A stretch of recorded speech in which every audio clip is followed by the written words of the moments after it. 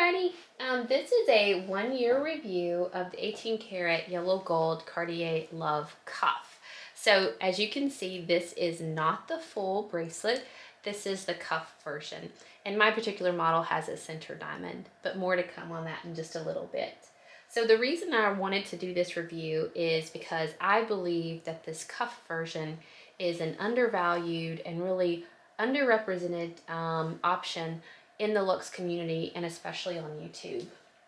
Before I purchased mine, I actually had a pretty hard time finding reviews that talked about this particular model, even though I had seen this on the Cartier website. I did look at all of the YouTube reviews I could find at the time, and the one that sticks out to me was one from Lux Purse Love, and I'll link her YouTube below. But since then, there's been a couple more pop up, but it's still pretty underrepresented in YouTube. I've had this one for really 11 months, and I have worn this every single day for probably 10 months straight. And I have thoroughly enjoyed it. Mine is the original width, and like I mentioned, it has one center diamond, and it's about a 10-point diamond, so it's 0.1 carats. But there are a lot of different options available, even in this cuff style, which I'm going to cover. So today, what this review is going to cover is the pros, the cons, the deciding factors, and why I ultimately chose this version over the full bangle bracelets and over all of the other versions that there are, how to put it on and take it off, and I'm also going to cover what options are available. So with that, I will get started. So pros is first. So one of the very first pros to this particular bracelet is that it has the same iconic look as the original full full bangle or full bracelet version of the Love bracelet from Cartier. I think it's really a very unique look. It's classy and edgy at the same time, which is a pretty hard combo to pull off. And I think that's due to the fact that it's got this really kind of masculine screw design, but it just looks so elegant and understated when you put it on. My fave look with this is really to wear like a black long sleeve fitted shirt, really makes it pop out. And then also with like a bodysuit or any kind of fitted shirt that allows it to really pop on here. Two is this one is actually much easier to remove, as you can see, than the full bracelet version. You don't need any help taking this off or putting this on. You can put it on and take it off daily, which is actually what I do. I wasn't sure I was really going to be able to sleep. I had a lot of hesitation with the full bangle because I didn't know if I could actually sleep in a thick bracelet like this. I just figured that would drive me crazy. And being able to take it off really has a lot of different benefits. It ends up leading to a lot less scratches, and I will do a close-up of this, but I believe that this has a lot less scratches than you would typically see for a 1-year, everyday worn, full bracelet version. And it definitely has scratches. Here, let me get it better in the light. It definitely has scratches, but not to the same level that I think you would typically see if I wore this every night, every day. Well, I do wear it every day, but every night and throughout all activities. I actually take this off within a couple of hours of getting home or whenever I get into like my lounge clothes. So it not only leads to less scratches, being able to like take it off easily, it also, if there's an emergency, if you end up at the hospital needing to take this off, I was worried that they might cut off the original bracelet and then I would have $6,000–7,000 down the drain. So that really worried me. Also at the airport, I've heard other people talk about the fact that the airports let you keep the full bangle on now, that they know it enough to where they don't request for it to be taken off, but still that was something that was going to just worry me as well. And then in the gym, I actually do typically wear this in the gym, and I go to the gym about 3 days a week, and I do tend to wear this bracelet. There are times where I take it off if I'm going to be like doing push-ups or on the ground a lot, but other than that, I wear this thing just like it's not even there. So the fifth and final pro I'm going to cover is that I have zero concern about this bracelet falling off. I have heard horror stories of the screws coming undone and either losing the screws or the bracelet coming off. And even though people usually can feel the bracelet coming off, and so it ends up not being a big deal and they just grab it and get it fixed. To me, that's just devastating in case I didn't know. So this one I have zero concern about it falling off, which I think is another pro. So for cons on this bracelet, it does have a couple of cons. The first one, if you consider this a con, is that you likely will have to size up, which really to me means that you're going to have to rotate it slightly. I would have worn a 17 in the full bracelet version and and an 18 in just on clue, and I ended up having to get this in a size 18. So let me show you what I'm talking about. So you might have to adjust it during the day because it can like just kind of like rotate a little bit. It will never fall off. In 10 months wearing this every single day, and even a little bit more before that, it has never fallen off or come close to falling off. But there are times where I like adjust it and it's kind of annoying. But that's just because I ended up having to size up because I did not think that I didn't think that I could get on the 17, the size that really fit me. I didn't think that I could get that on very easily at all, and definitely not every day. But still, no concerns or scares in 10 months with it falling off in any type of way. So, two is getting it on does take a little bit of getting used to. Let me kind of show you how you put it on. And because I've taken it off and on so much, you can see I'm slightly red, but it's really not hard at all. You just take it, you rotate your wrist this way, and you find kind of the narrowest point. You put it on like that, and then you rotate it. So it does end up going like right here, which is kind of freaky. And it did take me a little bit of time to get used to, which is why I just could not do the size that actually fit me. But I did find out from my sales associate that most people do size up when they get the cuff. You will get used to it. It's not a big deal.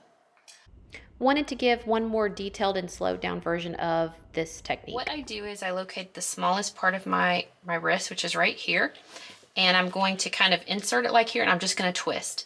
So I'm going to stick it and twist it. Okay, now that might look like it's uncomfortable, but it's actually not that bad. So again, and then to take it off, I'm just going to actually just take it like this and rotate it off, and it comes off super quick, super easy. So again, let me show you, small of my arm, rotate it on really quick, really easily.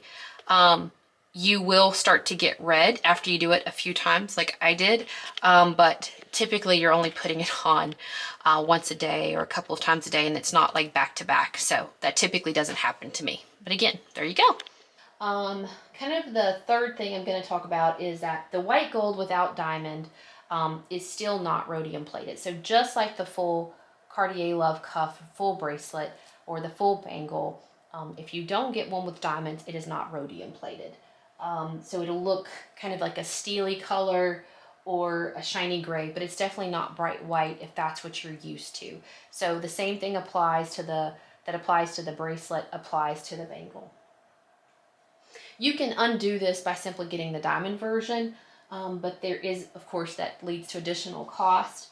And it is a slightly thicker version because of the diamond setting whenever you get any of the love pieces with a diamond, which is why I ended up getting this yellow gold with a diamond, is because I thought I was going to get the white gold version a few months later, and I was going to get that one with the diamond so that it would be rhodium plated, and then that way those two would like stack up beautifully. I ended up not getting the white gold version, and I still haven't crossed it off the list, but I'm not positive that I'm going to get that bracelet. I just have so much other stuff on my wish list that will probably take preference over the white gold version of the cuff. And lastly, some people think that the diamond version, so if you do end up having to get the one with the diamond because you want the rhodium plating on the white gold, some people think that the diamond versions look a little bit less iconic because it takes away the whole screw design. To me, I don't really think that that's a problem in this love cuff because it only comes plain and with one center diamond. I understand exactly what people are talking about, and I agree to some extent in the 10 diamond version on the full bracelet, but not necessarily on the 4 diamond version on the full bracelet. I think that it still looks so iconic, and you can definitely tell that it's a love. So, kind of what do all these pros and cons mean? So, I'll tell you what my deciding factors were and why I chose this cuff over the full bracelet version or anything else. First of all, just ease of use. I was really not sure that I would be able to sleep in a full bracelet. The emergency situation kind of worried me a little bit. I didn't know how I was going to feel with wearing it in the gym if it was the full bracelet version. Turned out that that was a non-issue. And honestly, I have acrylic nails. I love my acrylic nails. And I have enough trouble taking stuff off and on and need help with my other bracelets at times. So the last thing I want is to have to need help with the bracelet that I think is kind of my staple and my everyday piece. That's part of kind of my look. Um, Honestly, the other thing that was surprising, it wasn't necessarily a deciding factor, but it was a nice benefit, was that the price is easier to swallow. So I'm going to cover the options and the prices in just a second, but it does make you be able to experience to see how much you're going to appreciate the design and if it's a good investment for you. Um, I also really liked the idea of arm switching, which ended up being a very big part of um, of kind of my use in it, is being able to switch it. And again, I have zero concern of this little baby falling off. So options. So these prices are of as of January 9th, 2021. And I only pulled up what's called the rigid models. I didn't pull up some of the softer bracelet versions. But really in the cuff, there, a con that I did not talk about that I just realized is there, there's not nearly as many options in the cuff as there are in the full bracelet. There are still tons of options, in my opinion, but there aren't nearly as many. So in the cuff style, you can get this in plain and the original width. It comes in 2 different widths. It comes in original width and extra wide. And in the original width, it comes in yellow, 18 karat yellow gold, pink gold, what Cartier calls rose gold, pink gold, and white gold that's not rhodium plated. If you get the version with the diamond, and you can get all 3 of those versions with the diamond, then the white gold version would have the rhodium plating. As usual, for Cartier and Van Cleef, white gold ends up being a more expensive option than the yellow or rose gold. And then there's also an extra wide cuff, which is almost double the width.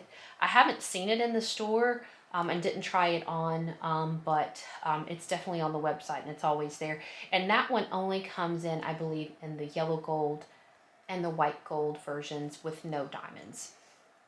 So the plain base model is for the white gold, for the yellow gold or rose gold cuff is $4,700. And then that goes, and then it goes up to $5,000 for the white gold non-rhodium plated with no diamonds. For the diamond versions, it goes up to $5,500 for the yellow gold like this one. And then for the white gold one with diamonds, that price is $5,900. Now in the full bracelet version, there are tons of options. You can spend as little as $4,200, and of course they go up to over $40,000, just depending on how many diamonds you want. Those do not come in the extra wide, so if you really want an extra wide look, the cuff is your only option. And then also the full love bracelets, as I recall, don't actually come in a 1 diamond option. They come in the plain, and a 4 diamond, and a 10 diamond, and then pave. And then there's several different pave styles. There's pave with ceramic. There's pave with the little gold screw motifs shining through, and then there's a pave version that actually has a diamond where the screws would be. So pretty much as you would like to spend on a love, you can spend on a love. And those and also one thing I did mention is, even though the original love bangle does not come in the extra wide version like the cuff. It does come in a thin version. So you're really able to go even cheaper than a cuff because you can get the original small, or excuse me, the small, this the smaller width version for $4,200 or $4,250. And I'll pop the real prices. Yep, they start at $4,250 with no diamonds. And then you can also get diamond versions in the smaller version. So the options are just plentiful whenever you're talking about the full love, bracelet. But you still have lots of options with this love cuff. So if you've made it this far, thank you so much for watching. I hope that this video was helpful and that more of you and more of the community considers this love cuff instead of just the love bracelet. If you haven't already, if you don't already have one, or if you're looking to add one to your collection, I will be posting new videos soon about Van Cleef, Cartier, Chanel, Louis Vuitton, and other things, and also some self-improvement items. So tune in for those. If you like this video, please like it. If you think you might be interested in this type of comment, please subscribe. And hopefully I won't disappoint in the future with some additional videos that I'll be adding very, very soon. Thank you so much. Have a blessed day and do great things. Until next time.